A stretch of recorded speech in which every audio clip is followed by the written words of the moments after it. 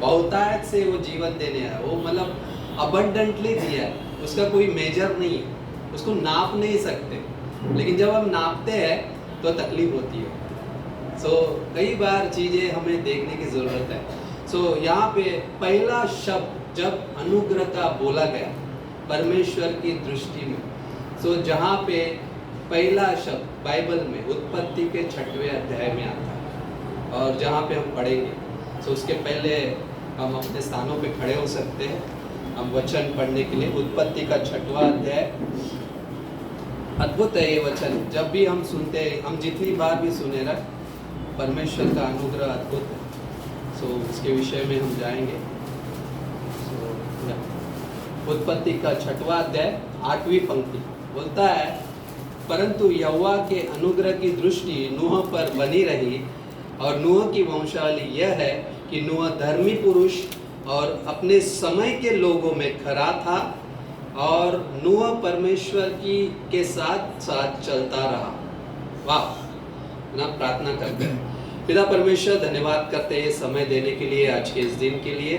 प्रभु जी आपकी स्तुति महिमा करते हैं, आप हमारी मदद करना प्रभु जी। इस वक्त प्रभु जी हम पवित्र आत्मा की सामर्थ मांगते हैं प्रभु जी, हमारी अगुवाई करना इसे समझने में और इसे समझाने में, और हमारे हृदयों को तैयार करना ताकि हम इसे ग्रहण कर सकें। हम जितना भी अनुग्रह लेते हैं उतना कहीं अधिक हमको बहुत कम होता है कि हम आपको जानने में, हम और भी उत्सुक होते हैं और भी अनुग्रह को जानने के लिए। धन्यवाद करते हैं समय दिया प्रभु जी, आपकी महिमा के लिए, यीशु मसीह के नाम से, आमीन। आप बैठ सकते हैं। उत्पत्ति का 6वां अध्याय जहाँ पे हम आते हैं ना, वहाँ पे एक वर्ष है जहाँ पे ये बोलता है कि नूह क्या है, अपने समय के लोगों में, किसके समय के, उस समय के लोगों में क्या बोलता है, खरा व्यक्ति था, है ना, लोगों में खरा था, और वो परमेश्वर के साथ साथ चलता रहा, है ना। जरूरी है समझना, जब हम उत्पत्ति का 6वां अध्याय 8वीं पंक्ति भी पढ़ते हैं, जब हम 6वां अध्याय 9वीं पंक्ति पढ़ते हैं, तो उसके साथ में एक चीज दिखती है कि परमेश्वर के अनुग्रह की दृष्टि नूह पर बनी रही। परमेश्वर के अनुग्रह की दृष्टि किस पर बनी रही, नूह पर बनी रही, राइट। और वो समय कौन सा था, उस समय ऐसा था कि वहां पे जल प्रलय होने जा रहे वाला है। परमेश्वर जो बनाया गया है, मनुष्य को बनाया है, तो उसे नाश करने वाला है, खत्म करने वाला है, लेकिन परमेश्वर नहीं चाहता कि मनुष्य नाश हो। कितना खूबसूरत है, परमेश्वर हमेशा नहीं चाहता, मैंने बनाया इसे अपने हाथों से, मैंने इस व्यक्ति को मिट्टी से रचा है और उसे फूलों फलों का है, तो कैसे मैं उससे उस प्रतिज्ञा को ले सकता हूँ। परमेश्वर हमेशा अनुग्रह देने वाला परमेश्वर, और इस जगह पे परमेश्वर ये चाहता है। लेकिन क्यों परमेश्वर ना बना, मनुष्य को बनाकर पछता है, क्यों परमेश्वर मनुष्य को उस जल प्रलय से गुजरने दे रहा है, क्यों वो अभी नूह पर अपने अनुग्रह की दृष्टि कर रहा है। क्योंकि एक पंक्ति और एक है जो 6वें अध्याय के 5वीं पंक्ति, यहोवा ने देखा कि मनुष्य की बुराई पृथ्वी पर बढ़ गई है, और उनके मन के विचारों में जो कुछ उत्पन्न होता है वो निरंतर बुरा ही होता है। क्या हो रहा है उस समय में, जो कुछ भी उत्पन्न हो रहा है निरंतर क्या हो रहा है, बुरा हो रहा है, राइट, हमेशा, राइट। लेकिन वो क्या, परमेश्वर क्या चाहता है, लेकिन उसके आगे क्या बोलता है, और यहोवा पृथ्वी पर मनुष्य को बनाने से पछताया और मन में खेदित, अति खेदित हुआ। क्या परमेश्वर पछता सकता है, परमेश्वर पछताता है हमें बनाने से? नहीं, बल्कि ये यहाँ पे जो लेखक है अपनी भावनाओं को उस शैली में व्यक्त कर रहा है कि परमेश्वर ने मुझसे कहा, मतलब परमेश्वर जब बात कर रहा है बोलता है मनुष्य को बनाने से पछताया, और क्या बोलता है उस जगह पे कि एक और पंक्ति उसके साथ हम जोड़ेंगे तो समझ पाएंगे कि मनुष्य के विचार कितने बुरे थे और कैसे थे, है ना। मत्ती का 24 अध्याय 38वीं पंक्ति, जहाँ पे मनुष्य को दी गई जो क्षमता थी, दी गया जो अनुग्रह था, जो उनकी विल थी, इच्छा शक्ति थी, उसके अंदर वो हमेशा क्या कर रहे, दुष्टता ही उत्पन्न कर। गॉड उनको ग्रेस दे रहा है, गॉड उनको क्या कर रहा है, उनकी फ्री विल में ऑपरेट करने की अनुमति दे रहा है, लेकिन फिर भी मनुष्य क्या कर रहा है, बुराई उत्पन्न कर। मत्ती का 24 अध्याय 38वीं पंक्ति, क्योंकि जैसे जल प्रलय के दिनों में जिस दिन नूह तक नूह जहाज पर न चढ़ा, उस दिन तक लोग खाते पीते थे और उनमें विवाह होते थे। वहां पे एक पंक्ति क्या बोल रही है, जिस दिन तक नूह जहाज पर नहीं चढ़ा। परमेश्वर ने कब तक मौका दिया था मनुष्य को उस समय में, जो जहाज के अंदर जाएगा वो अनुग्रह पाएगा, वो बचाया जाएगा, राइट। सो कहाँ क्या बोल रहे पंक्ति, यीशु मसीह क्या कह रहे हैं मत्ती के 24 राइट 38 में, जिस दिन तक नूह जहाज पर नहीं चढ़ा उस दिन तक मनुष्य क्या कर रहे थे, खा पी रहे थे, उनमें विवाह हो रहे थे।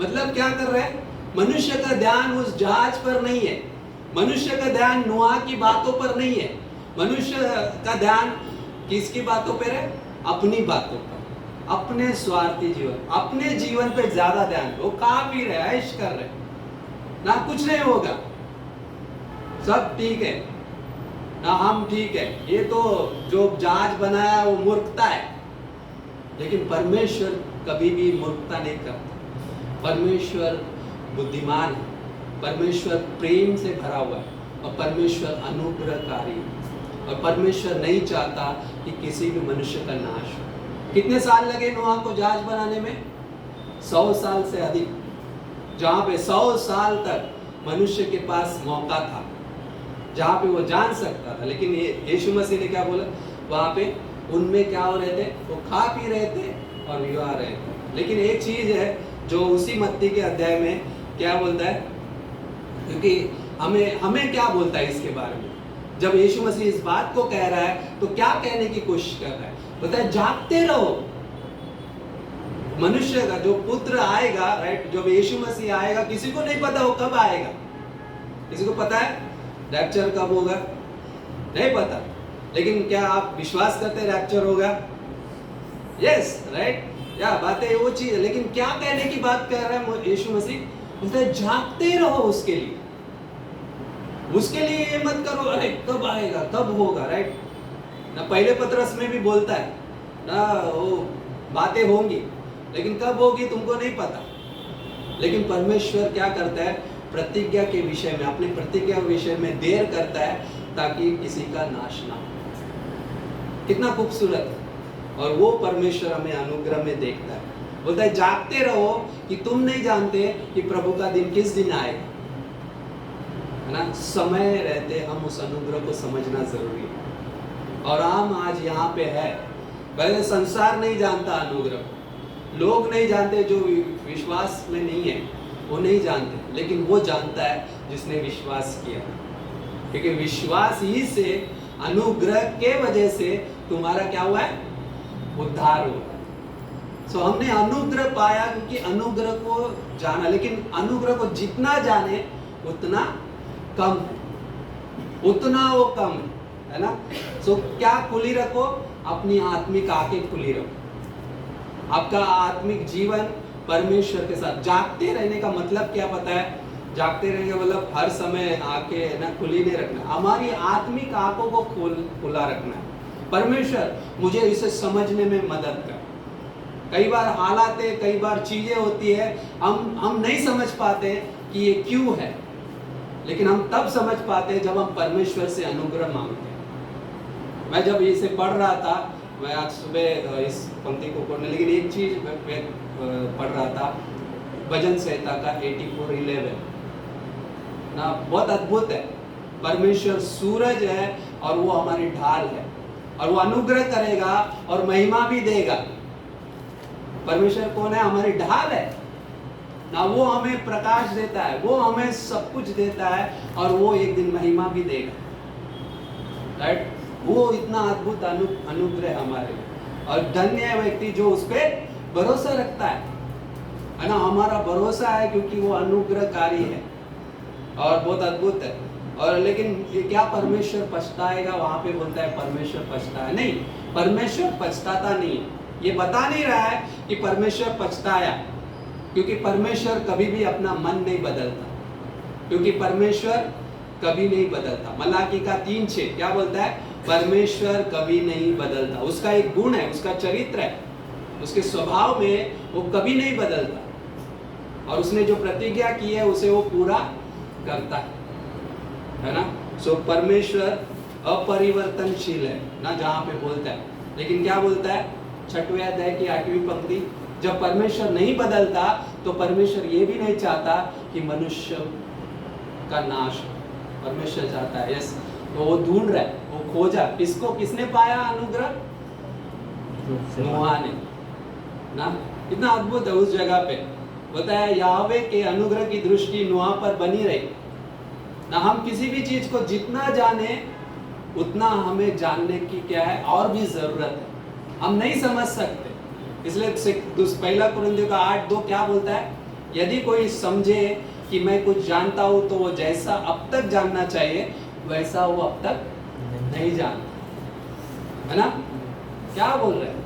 जैसा मुझे जानना चाहिए अब तक मैं उतना नहीं जानता। जितना भी हम अनुग्रह को समझे, जितना भी हम अनुग्रह को जानने की कोशिश करें, उतना हमारे ज्ञान से क्या है हम नहीं समझ सकते, वो कम है हमारे पास ना। इसका मतलब क्या है? परमेश्वर के बिना हम हालातों को और हमारे पास जो हमारे लिए जो बातें हैं उसके लिए हमारे पास ज्ञान की कमी है। हम बहुत कम है, कम जानते हैं। क्या हम हमारे हालातों को बदल सकते हैं? क्या हमारे पास उतना नॉलेज है कि उसे समझ सकते हैं?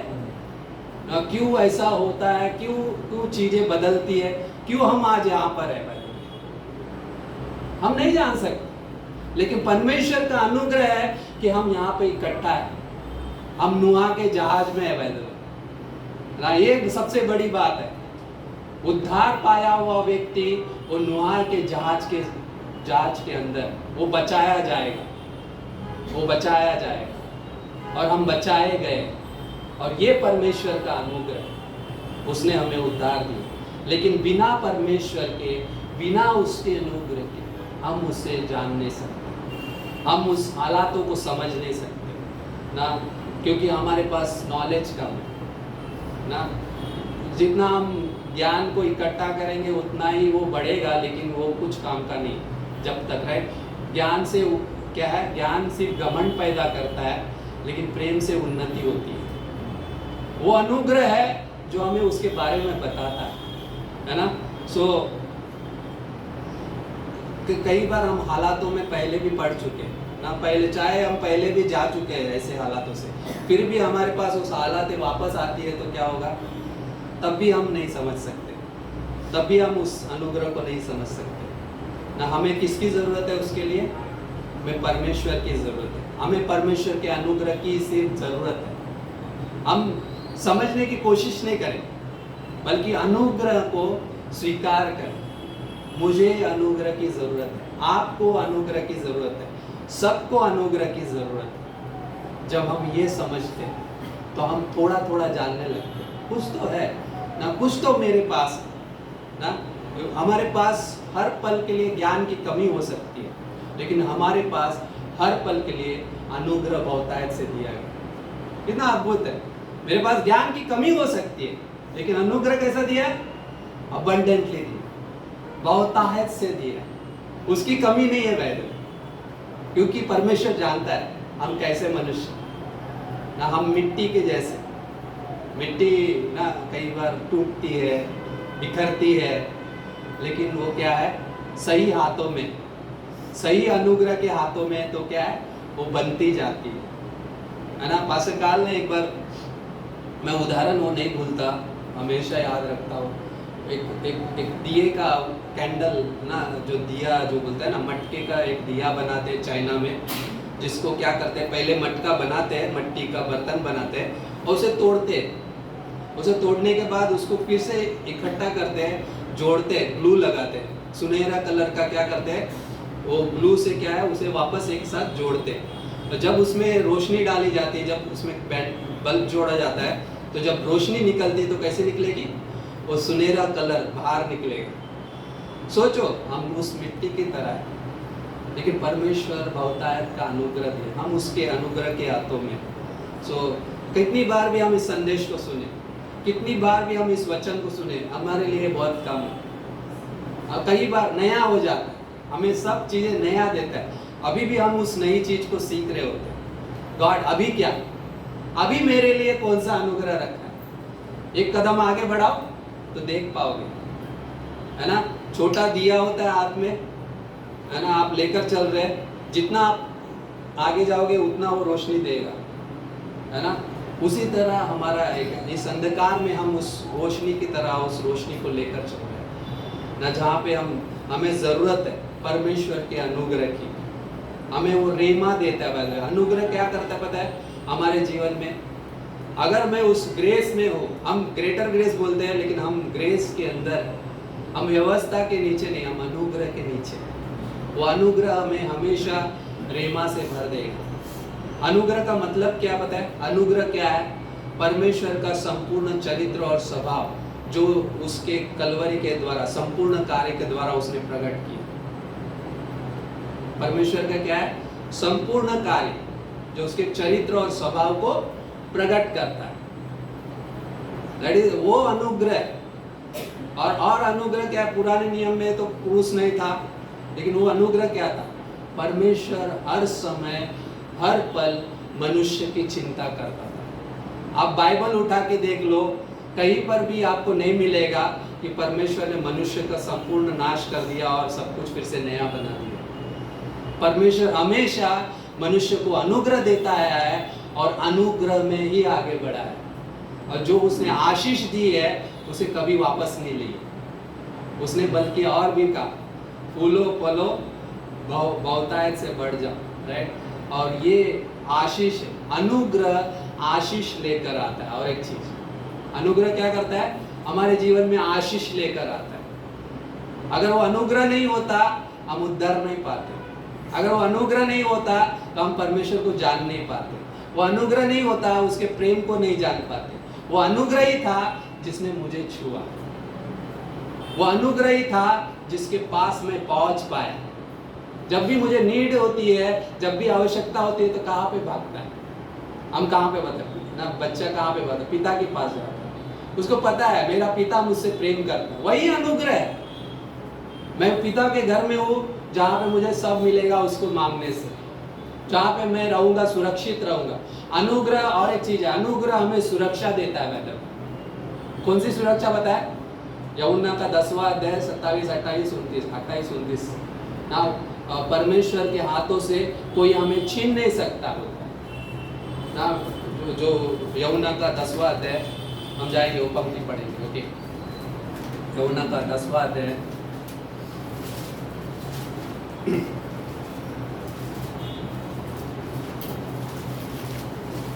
बताए 26 में, परंतु तुम इसलिए विश्वास नहीं करते क्योंकि मेरी भेड़ में से नहीं, ऊपर मेरी भेड़ मेरा शब्द सुनती है और मैं उन्हें जानता हूँ और वे मेरे पीछे पीछे चलती है और मैं उन्हें अनंत जीवन देता हूँ। 28वीं पंक्ति, वे कभी नष्ट न होंगी और कोई उन्हें मेरे हाथ से छीन न लेगा।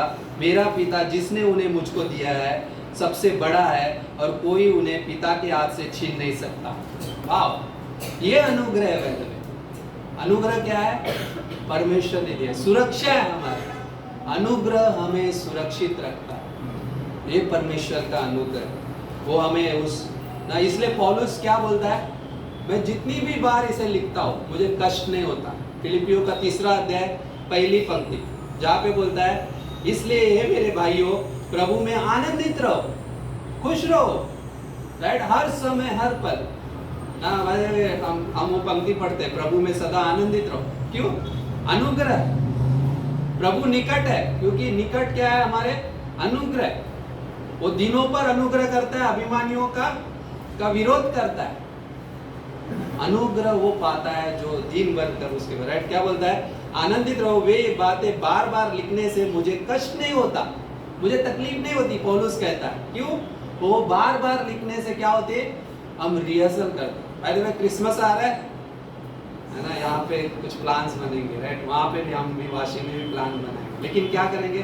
कई बार स्किट होता है ना। क्रिसमस में स्किट किया है आप लोगों ने, राइट। लेकिन उसको कितनी बार रिहर्सल किया? जितना अच्छा रिहर्सल होगा उतना अच्छा परफॉर्मेंस भी होगा, राइट? हम एक मतलब ना एक शॉट के लिए, मतलब एक स्किट के लिए हम कितना सारा रिहर्सल करते हैं, सोचो। ये हमारे लिए वैसा है, हम जितनी भी बार उसको क्या है वचन को लेते हैं उतना वो हमारे हृदय में क्या होता है, छप जाता है, और वो अनुग्रह के साथ जीना सिखाता है, तो तकलीफ नहीं होती, राइट? अब ना अनुग्रह का, और एक अनुग्रह में 4 चीजें आती है हमने जो सीखा है, प्रेम, दया, करुणा, क्षमा।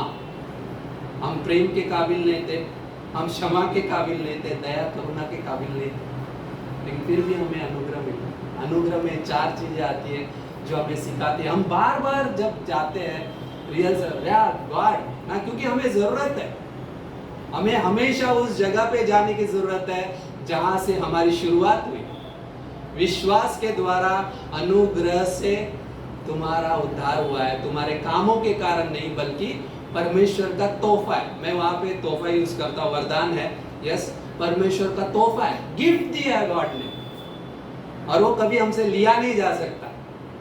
और वो अनुग्रह वैसा है जहां पे हमें वहां पे जाना चाहिए जहां से हमारी शुरुआत हुई। अनुग्रह से ही हमारी शुरुआत हुई। हमेशा अनुग्रह के पास जाओ, आप कभी निराश नहीं होंगे। हमेशा अनुग्रह के पास जाओ, आपको कभी क्या है, क्या बोलते हैं ना, मार्ग में आपको रोशनी जरूर मिलेगी। अनुग्रह के पास जाओ, वो हमेशा जवाब देगा। क्यों? इब्रानी का 4:16, जब भी नीड होगी अनुग्रह की आवश्यकता में, प्रार्थना में उसके पास जा सकते हैं, याव के साथ ना, बहुत अद्भुत है। सो एक छोटा सा स्किट के लिए क्या करते हैं, हम रिहर्सल करते हैं। वैसे ही हमारे जीवन में क्या करते हैं, मतलब क्या बोलने की कोशिश कर रहा हूं मैं, जितने समय, जितने दूर तक हम परमेश्वर के साथ चलते हैं उतना ही हमें लगता है, कम लगता है कि सच में कि और भी मुझे थोड़ा जानना है ना। जितने दूर तक जाएंगे उतना आप परमेश्वर के अनुग्रह को पाएंगे ना, चलना ना परमेश्वर के साथ ना। सच जहाँ पे फिलिपियों का 3:13 क्या बोलता है, पौलुस कहता है, क्या मैंने समझ लिया है, क्या मैंने पा लिया है।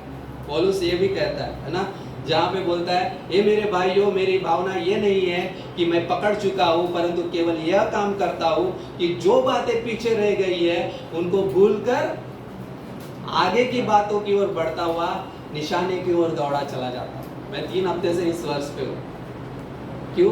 क्योंकि ये वर्ष अद्भुत है। बताए, मैं पीछे की बातों को भूलता हुआ, क्या है, जो बातें पीछे रह गई है उनको भूलकर आगे की बातों की ओर क्या है, बढ़ता हुआ निशाने की ओर दौड़ा चला जाता हूँ। मेरे लाइफ में एक उद्देश्य है ना, मेरे लाइफ में एक गोल रखा है परमेश्वर ने, एक निशाना रखा है जिसकी ओर दौड़ रहा हूँ। कई बार वो उस निशाने से हटो मत, बल्कि उसको, राइट। लेकिन बोलता है मेरी भावना ये नहीं कि मैंने पा लिया है, मैंने समझ लिया। यस, पौलुस ये भी कह रहा है, यस, मैंने जो पा लिया है, मेरे पास कुछ ऐसा है जो समझ से परे है, हाँ। और बोलता है कि मैंने अब तक उसे वैसा नहीं जाना है, मुझे और भी जानने की जरूरत है। परमेश्वर, मैं तुझे जानना चाहता हूँ। उसी में फिलिपियों का 3 में बोलता है, मैं तेरे मृत्युंजय को जान सकूं। परमेश्वर, मैं तुझे जान सकूं ना। जीनेस को वर्ड है, लर्न टू नो, सीखना, जानने के लिए सीखना। जब मैं जानने का कोशिश कर रहा हूँ तो मुझे सीखने की भी जरूरत है, राइट। हम बाइबल कॉलेज करते हैं, सब करते हैं, क्या कर रहे हैं, हम जान रहे होते हैं। जितना हम अनुग्रह को समझे उतना कम ना, जितना हम समझे उसका चरित्र और स्वभाव निरंतर क्या है, उसकी दया और करुणा से भरा रहता है। उसका चरित्र और स्वभाव में वो कैसा है, निरंतर वैसे वो करुणा और भक्त के भाव से भरा रहता है, करुणा और दया से। ये जानता है, जब हम ये जानते हैं। सो अनुग्रह का मतलब क्या है, हमने ये डेफिनेशन सुना है, परिभाषा देनी बहुत कम लगती है इसके बारे में, अनुग्रह की हम परिभाषा क्या करें। लेकिन हम ये समझते हैं कि जो हमको क्या मिला है हम उसके लायक नहीं है, ये करुणा है। और जो हमें क्या है नहीं मिला, जिसके हम हकदार थे, लायक थे, वो दया है परमेश्वर। हम लायक किसके थे? क्या हम प्रेम के लायक थे? क्या हम क्षमा के लायक थे? क्या हम उसकी दया करुणा के लायक थे? नहीं। लेकिन फिर भी हमें क्या है मिला? ये उसकी करुणा है। उसकी करुणा है कि हम मिट नहीं गए, हम खत्म नहीं, उल्टा हम बचाए गए, राइट। और उसकी करुणाएं महान है, सदा है, राइट, जहाँ पे बोलता है। सो उस दया में हम, वो दया ये है जिसके हम लायक नहीं थे, वो हमें मिला। उसने हमें उस दया से भर दिया, उसने हमें क्षमा से भर दिया, उसने हमें प्रेम से भर दिया। कितना अद्भुत अनुग्रह है कि उसने हमें सब दे दिया है अबंडेंटली। क्षमा ना परमेश्वर ने ऐसा नहीं दिया ना, आज अब 4 हफ्ते के लिए तुझे क्षमा देता हूँ, 4 हफ्ते के लिए, राइट, पूरा मंथ है ना, ये मंथ तुम्हारे लिए है, उसके बाद आना वापस से क्षमा मांगने के लिए। नहीं, ऑलरेडी दे दिया है। अनुग्रह वैसा है, वैसे प्रेम वैसा है। प्रेम भी कुछ नापा नहीं, गॉड ने दे दिया। रोमियो का 5:5 क्या बोलता है? परमेश्वर ने अपना प्रेम कैसे पवित्र आत्मा के द्वारा क्या है, अपने प्रेम को क्या किया, उंडेल दिया, राइट। ग्रेस वैसा है। बाय द वे, मैं क्यों ग्रेस की बात कर रहा हूं? ये सारी चीजें उसी में आती है। परमेश्वर की प्रेम, परमेश्वर की भलाई, परमेश्वर की दयालुता, उसकी क्षमा, ये परमेश्वर का अनुग्रह है। ना बाय द वे, कितने लोगों ने समझा? मतलब कुछ उदाहरण मैं दे सकता हूँ, वैसे बहुत सारे उदाहरण है, वैसे हमारा भी जीवन है, लेकिन बाइबल हमें क्या बताती है? बाइबल हमें दाऊद के बारे में बताती है। दाऊद ने क्या देखा पता है? परमेश्वर के क्या है, परमेश्वर के उस संबंध को देखा, अनुग्रह की वाचा बांधी है बाय द वे परमेश्वर ने, है ना।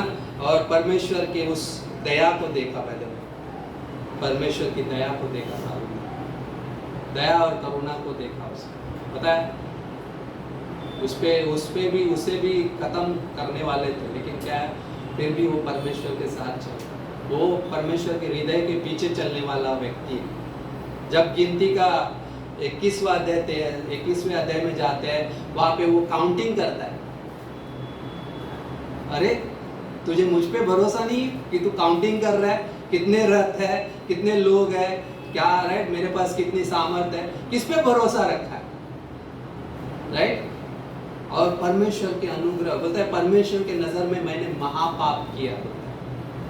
जब उसको ना गाद आया, अगर आप उसमें जाएंगे 13वें गिनती के अध्याय में, वहाँ पे अद्भुत चीजें हैं, हम वहाँ पे जाएंगे। थोड़ा समय लेता हूँ मैं आपको, लेकिन अच्छी बातें हैं समझने के लिए। गिनती का 13वां अध्याय,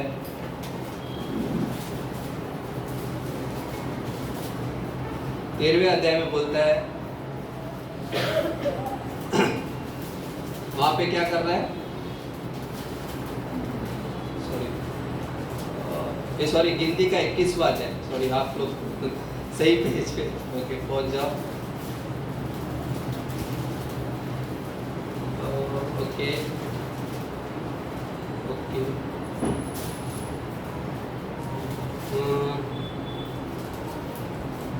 ओके सॉरी, आपको फिर से अलग जगह पे लेके जाऊंगा मैं। सो ओके,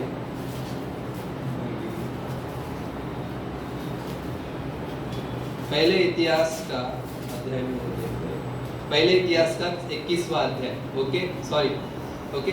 सो जहाँ पे अद्भुत है, पहले इतिहास का 21वें अध्याय में एक जनगणना के बारे में है, जहाँ पे गाद आता है ना, एक परमेश्वर का दास और दाऊद के पास लेकर आता है, जहाँ पे इज़राइल के विरोध में उठकर क्या है, दाऊद को जो उकसाने वाला था, और उसने क्या किया, गिनती की, और वो सारी चीज़ें परमेश्वर के नज़र में ना, परमेश्वर क्या, क्यों गिनती करने का मतलब क्या हो गया? मतलब क्या है, मैं अपने मेरे पास कितनी क्षमता है, मेरे पास कितनी सामर्थ्य है, ये देख रहा था। लेकिन वहाँ पे गाद आके क्या बोलता है, दाऊद के पास आकर उसने कहा, यहोवा यह कहता है कि जिसको तू चाहे चुन ले, या तो 3 वर्ष का अकाल पड़े, 3 महीने तक तेरे विरोधी नष्ट हो करते रहे, शत्रुओं की तलवार तुझ पे चलती रहे, या 3 दिन तक यहोवा की तलवार चले, अर्थात मरी देश में फैले, और यहोवा का दूत इज़राइल देश में चारों ओर विनाश करता रहे। अब सोच कि मैं अपने भेजने वाले को क्या उत्तर दूं। तो 13वीं पंक्ति में होता है, दाऊद ने गाद से कहा, मैं बड़े संकट में पड़ा हूँ, मैं यहोवा के हाथ में पड़ूं, क्योंकि उसकी दया बहुत बड़ी है, परंतु मनुष्य के हाथ में मुझे नहीं पड़ना है। उसकी दया कितनी है? बहुत बड़ी है। मैं मनुष्य के हाथ में पड़ने से अच्छा है किसके हाथ में पड़ूं? परमेश्वर के हाथ में ना। परमेश्वर की दया बड़ी है, वो जानता है, उसने परमेश्वर की दया को समझा है कि जब जब उस तकलीफ से गया है, जब जब वो संकट से गुजरा है, तब तब उसने अनुग्रह को देखा है। उसने गोलियात को भी मारा तो 5 पत्थर उठाए थे ना। 5 पत्थर क्या बोलते हैं?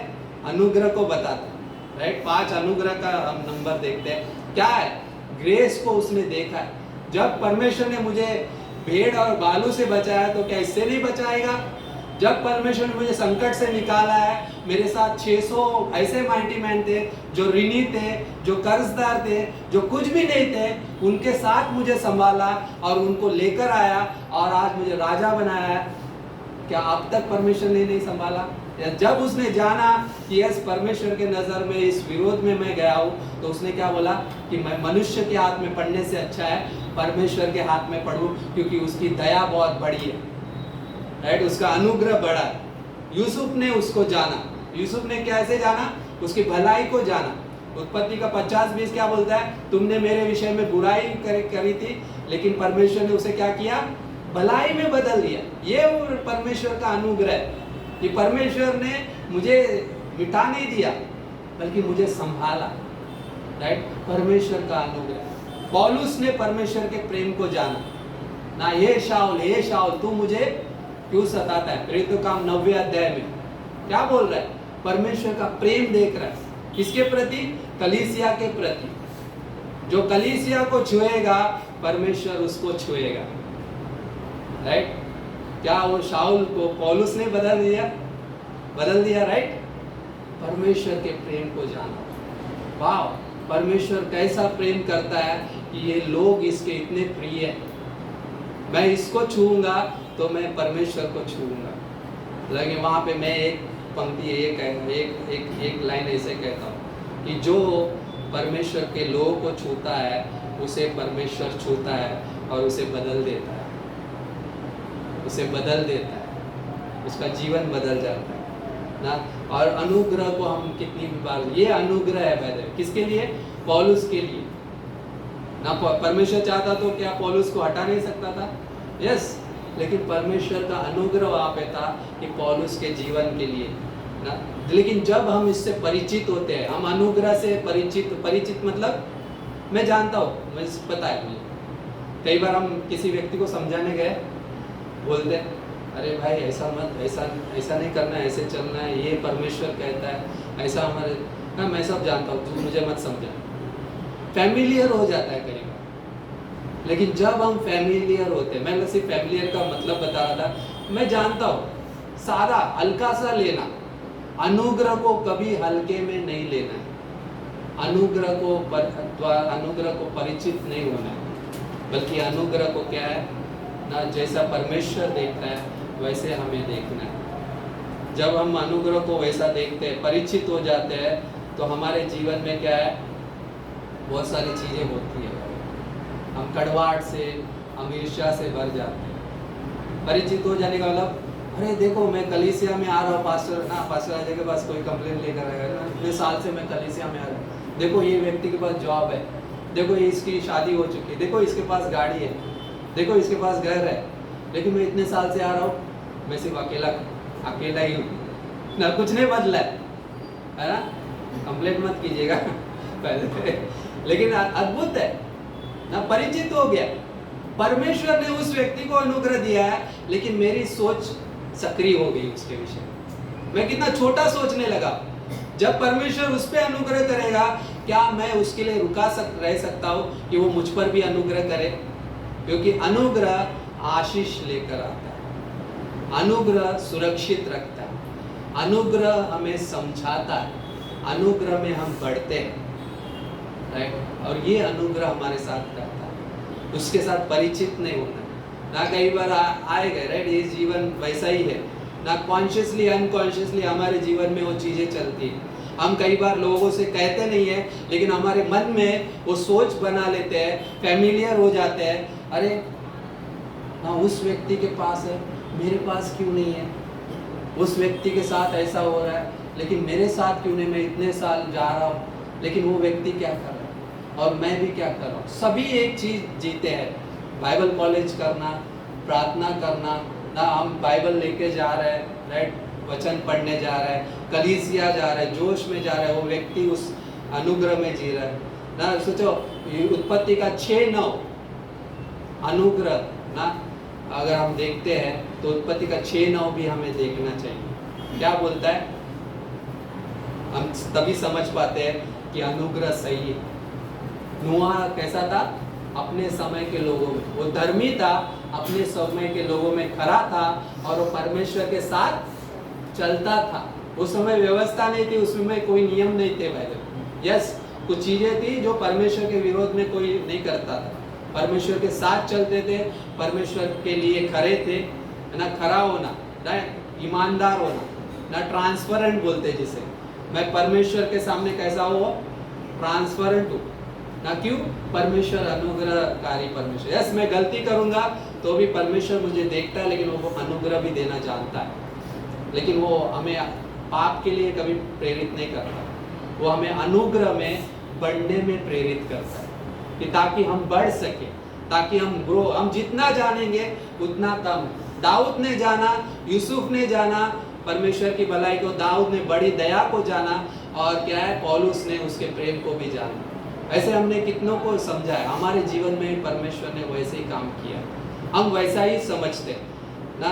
लेकिन क्या है, उसके अनुग्रह को उसने पाया, किसने, नूह ने परमेश्वर के अनुग्रह को पाया और वो साथ साथ चलता था। जब ना, मैंने एक बात कही थी इससे पहले, जितने दूर तक हम चलेंगे, राइट, उतना हम अनुग्रह को समझते जाएंगे, लेकिन हम बहुत कम होगा कि हम जान रहे, और भी जानने की जरूरत है, मुझे और भी जानने की जरूरत है। लेकिन नूह क्या कर रहा है, परमेश्वर के साथ साथ चल रहे। जब हम अनुग्रह के साथ चलते हैं, परमेश्वर के साथ चल रहे होते हैं, हम अनुग्रह को लेकर चल रहे होते हैं।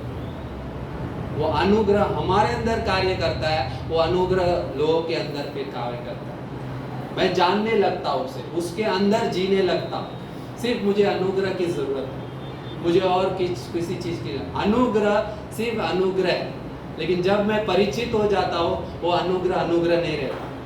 मैं दोष निकालने लगता हूँ, मैं न्याय करने लगता हूँ ना। हम वो पंक्ति भूल जाते हैं, मत्ती का 7वां अध्याय में क्या बोलता है, दोष न मत लगाओ, तुम पर भी दोष लगाया जाएगा, जिस नाप से तुम नापोगे तुम्हारे लिए भी नापा जाएगा। हम भूल जाते कई बार, हम अनुग्रह को नहीं समझते। हम क्या कर रहे हैं, फिर परिचित होने की वजह से, परिचितता की भावना मुझे क्या है, मुझे उस फैमिलियरिटी क्या करती है, मुझे उस जगह पे लेकर जाती है, ईर्ष्या में, कड़वाहट में, है ना, जज करने में। मैं क्या कर रहा हूँ, नाप रहा हूँ ना। जब परमेश्वर ने हमें नहीं नापा तो हम कौन होते हैं कि हम एक दूसरे को नापें। उल्टा उसको अनुग्रह में देखना। परमेश्वर के अनुग्रह की दृष्टि नूह पर बनी रही, वैसे ही परमेश्वर की अनुग्रह की दृष्टि हम सभी पर बनी है। क्या उसने नजर हटा दी? नहीं, बल्कि हमारी जब परमेश्वर के अनुग्रह से नजर हटती है, तब हम परिचित होते हैं और तब हम परमेश्वर के इस रिलेशनशिप में चल नहीं पाते।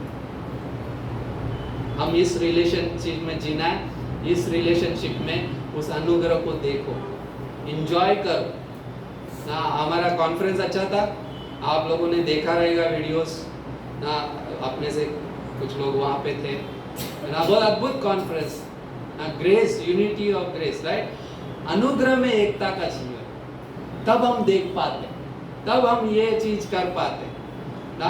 हमें उसके सामने से नजर नहीं हटा नहीं ना। हम हर सप्ताह में चर्च आ रहे हैं, बाइबल कॉलेज कर रहे हैं और परमेश्वर के साथ चल रहे हैं। यही सिखाता है कि अनुग्रह क्या है। हम अनुग्रह को और भी जानने की कोशिश करते हैं। अल्लाह ने तो देखा है, वैसे अनुग्रह इसलिए नहीं मिल रहा है कि मैं उसके लायक हूँ, अनुग्रह इसलिए मिल रहा है क्योंकि हम उसके लायक ही नहीं थे, हम उसके योग्य ही नहीं थे। लेकिन लायक कौन है पता है? हमारा क्वालिफिकेशन क्या है पता है अनुग्रह के लिए? क्या है? बता सकता है? हाँ, एक लाइन बोलते हैं इंग्लिश में, सिनर सेव्ड बाय ग्रेस, है ना? एक पापी को ही अनुग्रह की जरूरत है ना, हमारा क्वालिफिकेशन वो है। लेकिन पौलुस बोलता है सबसे बड़ा पापी वो लजाता नहीं उससे कहने से, वो ये कहने से, लेकिन क्या वो कहने की कोशिश कर रहा है? वो उस पे नजर नहीं रख रहा है कि मैं सबसे बड़ा पापी हूं, वो उस पे नजर लगा रहा है कि मुझे कितना बड़ा अनुग्रह मिला है। वाह, क्या हम ऐसे जी सकते हैं कि परमेश्वर ने हमें कितना बड़ा अनुग्रह दिया है? अनुग्रह सिर्फ अनुग्रह, उसमें कुछ नहीं मिलाया जा सकता। अनुग्रह सिर्फ अनुग्रह रहने दो, राइट? उस लकवे के रोगी को यीशु मसीह के पास लाया गया और फरीसी शास्त्री वहां पे खड़े हैं और वो जज कर रहे हैं। यीशु मसीह ने सिर्फ ये कह दिया तेरे पाप क्षमा हुए, सिर्फ ये कहना। फरीसी शास्त्री क्या है? Knowledge, right? ज्ञान है, लेकिन वो अनुग्रह को नहीं समझ रहे। और यीशु मसीह क्या बोल रहे हैं? तुम्हारे मन में बुरा विचार कहां से आया? क्या तुम उस बुरे विचार को सोचने से अच्छा, क्या तुम उस अनुग्रह को देख पा रहे हो कि वो क्षमा पाएगा और वो चंगाई पाएगा और वो खाट उठाएगा और चल देगा? हमें बहुत अद्भुत है। क्या ये हम नहीं देख पाते? हमें वैसे देखना है। हम जब रास्ते पे चल रहे हो, हम उस अनुग्रह से देख सकते हैं लोगों के जीवन में। क्या ये वो क्षमा पाया हो इंसान हो सकता है? क्या ये वो व्यक्ति है जो लकवे से भी ग्रस्त है क्योंकि वो पाप से ग्रस्त है? पाप वैसा है कि उसने हमें अपाहिज बना दिया था, लेकिन अनुग्रह वैसा है कि उसने हमें स्वस्थ कर दिया। अभी मैं चल सकता हूँ इस पाप से भरे संसार में, इस दोष से भरे संसार में मैं चल सकता हूँ, क्योंकि अनुग्रह हम पर दोष नहीं लगाता। और एक चीज, अनुग्रह हम पर दोष नहीं लगाता। अनुग्रह कभी नापता नहीं है। अनुग्रह हमेशा हमें अबंडेंटली दिया है, वो हमें खड़ा करके चलाना जानता है, राइट? और वहाँ पे वो, राइट, परमेश्वर की अनुग्रह की दृष्टि उस लकवे के रोगी पर, राइट, लकवे के मारे रोगी पर बनी रहे। हम ये कह सकते हैं वो चीज़ हम पर वैसे लागू होती है। हम वैसे थे और हमें परमेश्वर ने क्षमा दी, उसका प्रेम दिया, उसकी दया करुणा से भर दिया, और आज हम उस अनुग्रह में, और वो अनुग्रह हमारे साथ बात करता है, और जितना हमारे साथ रहता है उतना हम उसे जानते हैं। उसका उद्देश्य है, उसका कारण है। वैसे अनुग्रह का कारण एक ही, उसका उद्देश्य हमारे जीवन में। अनुग्रह का कारण एक और है, क्या वो स्थान हमें देता है उसके नज़र में, है ना? अनुग्रह का दृष्टिकोण हमारे जीवन में अलग है, अनोखा। वो अनोखे तरीके से हर एक को देखता है। आप सभी उस अनुग्रह के लिए है। परमेश्वर ने हम सभी को अनुग्रह दिया है। हमारे लिए एक उद्देश्य है, हमारा एक स्थान है वैसे, वो स्थान कोई हमसे छीन नहीं सकता, क्योंकि मैं अनुग्रह के नीचे हूँ, मैं अनुग्रह से घिरा हुआ हूँ, मैं अनुग्रह के अंदर हूँ ना। अब मैं सुरक्षित हूँ, अब मुझे परमेश्वर संभालता है। अद्भुत है। और एक पंक्ति है जहाँ पे बोलता है भजन संहिता का वही नुआ, पता है वो नुआ, और एक चीज नुआ ने करी थी जिसके विषय में हम बोल सकते हैं अरे नुआ तो यहाँ पे अनुग्रह पाया तो अभी कैसे अनुग्रह मिल सकता है। लेकिन और भजन संहिता का 77:9, क्या परमेश्वर अनुग्रह करना भूल गया है? नहीं, परमेश्वर अनुग्रह करना भूलता नहीं है और हमेशा अनुग्रह देना जानता है। नुआ का जीवन अगर देखेंगे 9वें अध्याय में तो बहुत ऐसे था, विपरीत परिस्थिति में था। एक तरफ वो परमेश्वर के साथ चल रहा है, लेकिन एक तरफ वो दाख मधु पीकर नंगा पड़ा हुआ है। लेकिन क्या परमेश्वर की अनुग्रह की दृष्टि उस पर बनी रही? यस, तब भी बनी रही। नुआ 350 साल जिया, है ना। एक चीज, जो पहला व्यक्ति था जिसने परमेश्वर के नजर में अनुग्रह पाया, वही पहला व्यक्ति था जिसने पहली बार क्या है, परमेश्वर के सामने रहे, परमेश्वर के साथ बिना चलते हुए क्या किया? दाख मधु पिया।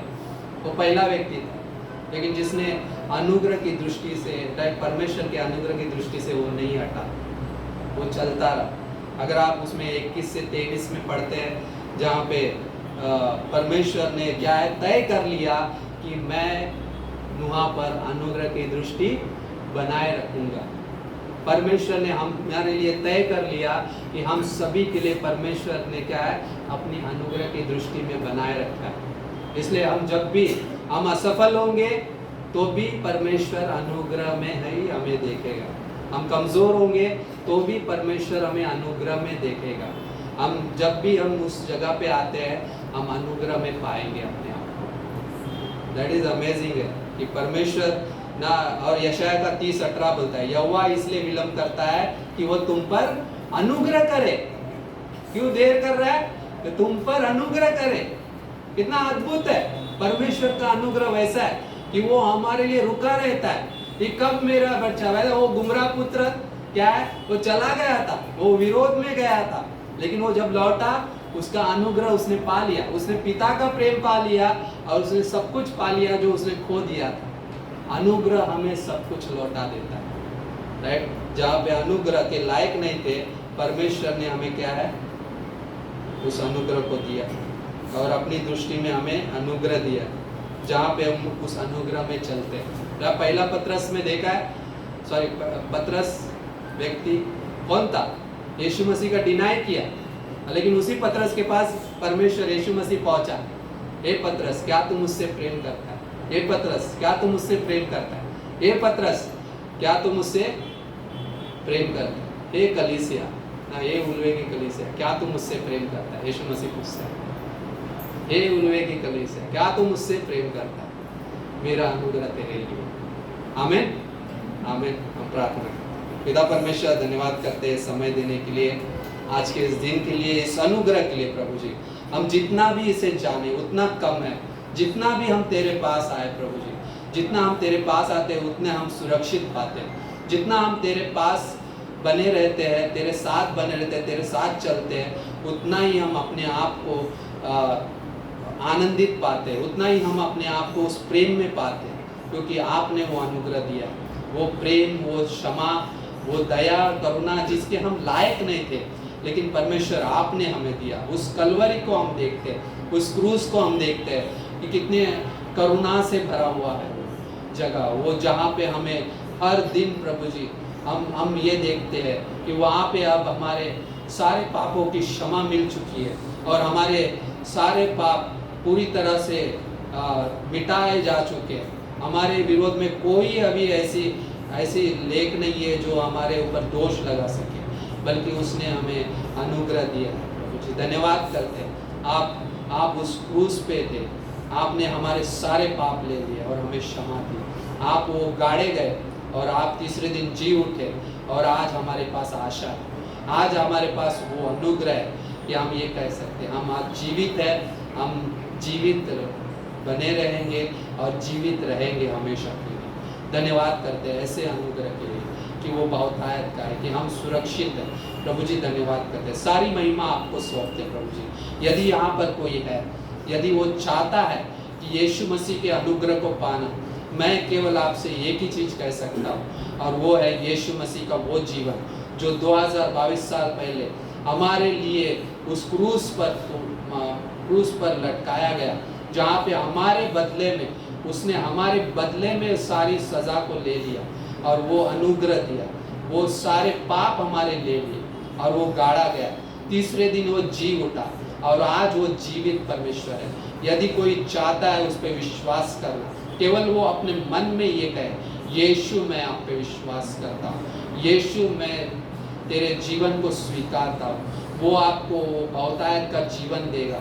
उसके साथ साथ हर दिन के जीवन के लिए एक अनुग्रह देगा जो आपको मदद करेगा वो उसके साथ चलने में। जैसे नूह पर अनुग्रह की दृष्टि बनी रहे, वैसे परमेश्वर की दृष्टि आप पर बनी रहेगी। यस लॉर्ड, केवल अपने मन में ये कहो, यीशु मैं तुझ पे विश्वास करता हूँ और मैं तुझे स्वीकार करता हूँ और तूने मेरे पापों को क्षमा किया है और मुझे अनंत जीवन दिया है और तू जीवित परमेश्वर है और तू हम मेरे साथ जिएगा और वो जीवित रेवा बनकर मेरे जीवन में जिएगा। यही विश्वास कर। धन्यवाद करते हैं परमेश्वर ये समय देने के लिए, आज के इस दिन के लिए आपकी स्तुति महिमा करते हैं। धन्यवाद करते हैं इस अनुग्रह के लिए, यीशु मसीह के नाम से, आमेन आमेन आमेन। Thank you.